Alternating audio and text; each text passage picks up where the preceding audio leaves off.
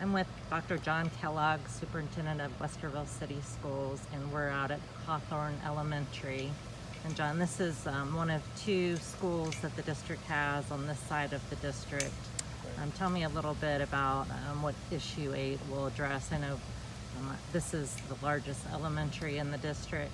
Oh yeah, so issue 8, a big component issue 8 is both space for kids and safe for kids. And Hawthorne in our background here is a great example of that. This is an elementary school, K-5 elementary school with 770 kids in it. It's bigger than Blendon Middle School. It's actually bigger than a lot of high schools in Ohio. In fact, the high school I served as a principal was about this size. So it's a big building, more kids in here than really should be.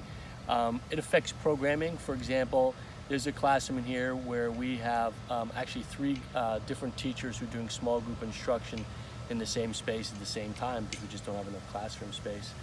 So issue 8 allows us to address space needs by adding 2 new schools to the district, a new elementary down in this area and a new middle school down in this area. And those schools would go on property that the district owns, is that correct? Correct. We actually own 2 pieces of property down here in Minerva Park. Right across from Hawthorne Elementary, we own 14 acres, which would be the site for the new middle school. And across the way on the old Minerva Park golf course, we have another 14 acres. That 14 acres we actually did in a deal with MI Homes. They were very gracious when they're building and donated that land to us.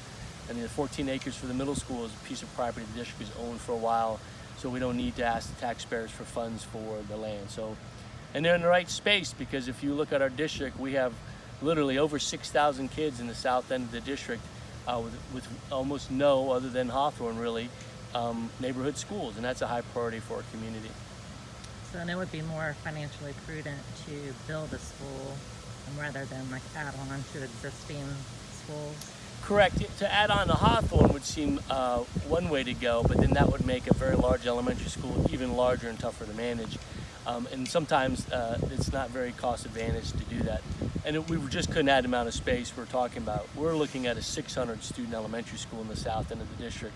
That'll take pressure off not just Hawthorne, but some of our other elementary schools, which right now are having students bused from south end of the district to other portions of the district where we have space. So a great example would be Mark Twain, our second largest elementary school with 625 kids. About 200 of the students that go there come from the south end of the district.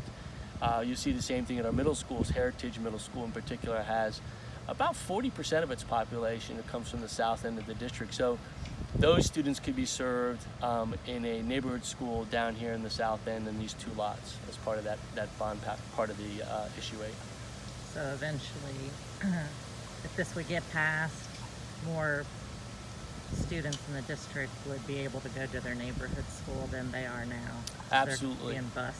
Yep, and that is every time we've surveyed the community about district enrollment, district boundaries, that's been a #1 priority. And so we think this is a way to do that, maintain the neighborhood school concept for a lot of our families that are already in place, and add neighborhood school as a factor for more of our families that really don't have that to date.